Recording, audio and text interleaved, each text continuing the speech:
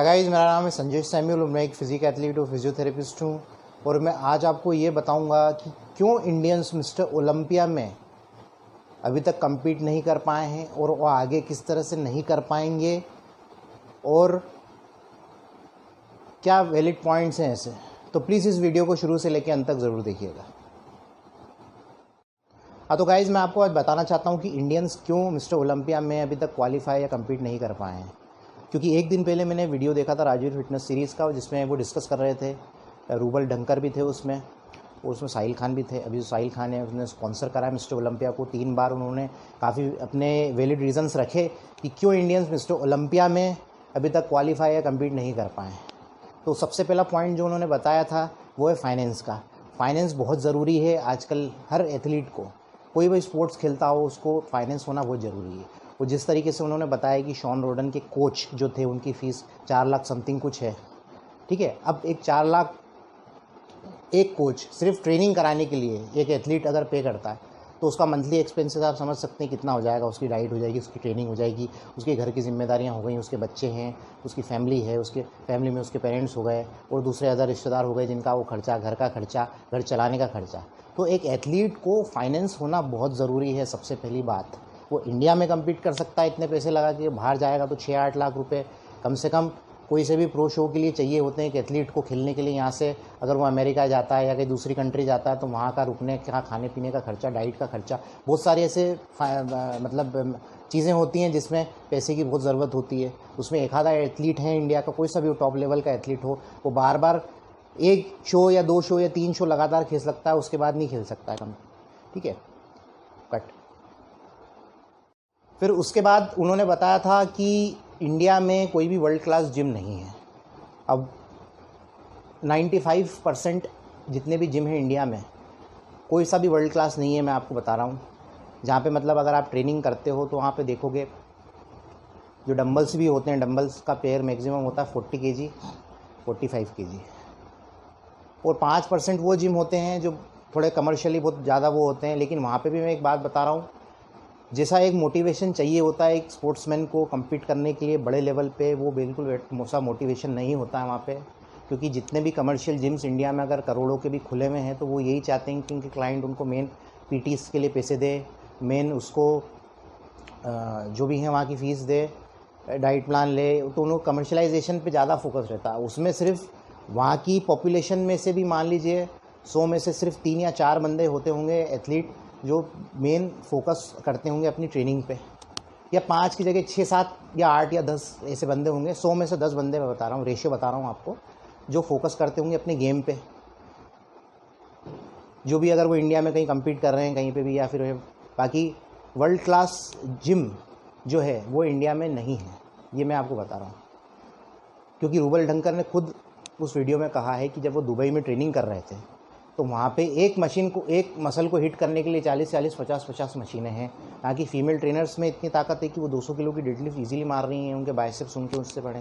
तो आप समझ सकते हो कि एक लेवल इंडिया का कहाँ है और एक फॉरेन कंट्रीज़ के लोगों का क्या पोटेंशियल है और एक इंडिया का क्या पोटेंशियल है। यहाँ पे मैं इंडिया के एथलीट्स को क्रिटिसाइज़ नहीं कर रहा हूँ, इंडिया के एथलीट के पास में बहुत टैलेंट है कम्पीट करने का। लेकिन जो चीज़ें उन्होंने अपने वैलिड पॉइंट उस वीडियो में रखे हैं वो बिल्कुल सही रखे उन्होंने कहा चेस्ट को ट्रेन करने के लिए कितने एंगल होते हैं, इंक्लाइन डिक्लाइन फ्लैट होते हैं, पेक डेक होता है, ठीक है, केबल क्रॉसओवर होता है ना। अब उसको कैसे क्या करना है, अब उसकी बहुत सारे जिम्स में ऐसा होता है कि मशीनें नहीं होती हैं इतनी। हैमस्ट्रिंग की बात करी उन्होंने, लाइक हैमस्ट्रिंग होगा, लाइंग हैमस्ट्रिंग्स भी बहुत सारे जिम्स में नहीं, बड़े बड़े जिम्स में 1-1 करोड़ के जिम डले हुए उनके पास में भी लाइंग हैमस्ट्रिंग कर नहीं होता है किसी के पास में। वो लोकल जिम में मिल जाएगा लेकिन बड़े कमर्शियल जिम में नहीं मिलेगा आपको। स्टैंडिंग लेग कर्ल नहीं है किसी के पास में, है ना, जानते ही नहीं, हैमस्ट्रिंग को ट्रेन करते ही नहीं एथलीट। तो भैया अगर कोई जो वहाँ का ओलंपिया का अगर खिलाड़ी, अगर एथलीट वो स्टेज पे अगर फोर्स कर रहा है तो भैया आप उसकी क्वाड्रिसेप्स और हैमस्ट्रिंग्स का डेवलपमेंट देखो। 3 एंगल से हिट करेगा तो ऑब्वियसली वो दिखेगा इसी अलग से मसल दिख रही। बिल्कुल वैलिड पॉइंट रखे उन्होंने वीडियो में, ठीक है। और रही वो प्राइज़ मनी की बात है, उसके बारे में मैं नहीं करना चाहता हूँ बात, क्योंकि वो चीज़ जानते हैं कि कोई भी मतलब वो चीज़ पॉसिबल नहीं है रियलिटी में। हाँ, उन्होंने 1 करोड़ देने का वादा अपनी तरफ से करा है, वो जीप दे रहे हैं राजवीर भाई और रूबल भाई अपनी तरफ से जो भी इनाम दे रहे हैं, लेकिन वो एक्चुअल में ऐसा नहीं होने वाला है, ये भी मैं आपको बता दूं। और कट करो। और तीसरा मैं अपनी तरफ से एक पॉइंट रखना चाहता हूँ, डाइट देखिए इंडिया में ज़्यादातर जो भी बॉडी बिल्डिंग जो मील रहता है वो या तो रहता है चिकन, फिश और मटन।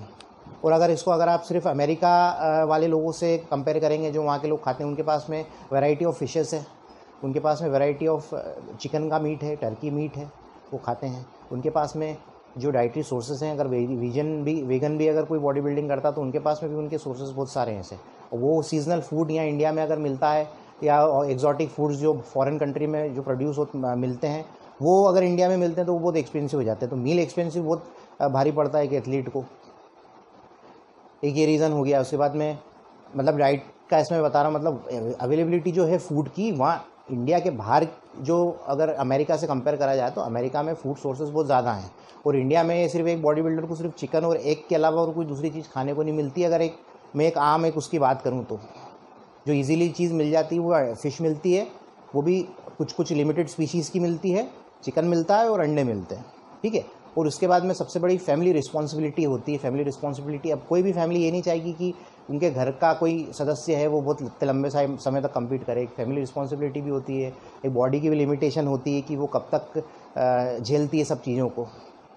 तो ये सब चीज़ें भी निर्भर करती हैं, फैमिली रिस्पॉन्सिबिलिटीज़ हैं, आपकी फैमिली है, इन सब चीज़ों को है, जिसमें क्या है कि जो इंडियन कल्चर में जो सा एक वो बना गया है कि फैमिली को भी रिस्पॉन्सिबिलिटी आपको निभानी पड़ेगी। इसलिए आगे चल के कभी कभार ऐसा भी फेज़ आ जाता है लाइफ में एथलीट्स के कि उनको बॉडी बिल्डिंग को क्विट करना पड़ता है। लेकिन फिर भी यहाँ पे अभी इंडियंस का तो मैंने आपको बता दिया कि क्या पोटेंशियल है। ऐसा नहीं कह रहा हूँ कि आगे चल के हो भी सकता है, पॉसिबल भी। इंडिया में काफ़ी टैलेंट है।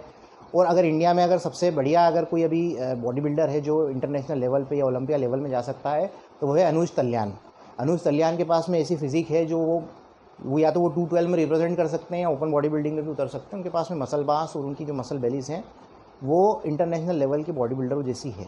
और उसके बाद में एक नरेंद्र यादव है, उनकी बॉडी भी इंटरनेशनल लेवल की है। और भी एथलीट्स हैं ऐसे, पर अभी मेरे नज़र में तो ये 2 एथलीट्स ऐसे हैं जिनकी फ़िज़िक एक इंटरनेशनल लेवल पर इंडिया को रिप्रेजेंट कर सकती है। और आगे अगर अभी जितने भी एथलीट्स हैं उनको भी मैं ऑल द बेस्ट कहना चाहता हूँ, जो अभी कम्पीट करना चाहते हैं, इंटरनेशनल लेवल पे कर भी रहे हैं। जितने भी प्रो शोज़ हो रहे हैं, मुंबई में भी प्रो शो होगा, तो उसके लिए भी जो भी इंडियन एथलीट्स कम्पीट करेंगे उनको मैं बेस्ट विशेस देता हूँ कि आने वाले समय में वो एथलीट्स अपने इंडिया का नाम रोशन करें। क्योंकि 1989 में प्रेमचंद डेगरा जी ने मिस्टर ओलंपिया में कम्पीट करा था। उसके बाद अभी तक कोई एथलीट मिस्टर ओलंपिया में नहीं गया है, भुवन चौहान को छोड़ के। लेकिन वो इंडियन सिटीज़न नहीं है, वो कनाडा के हो गए हैं रहने वाले।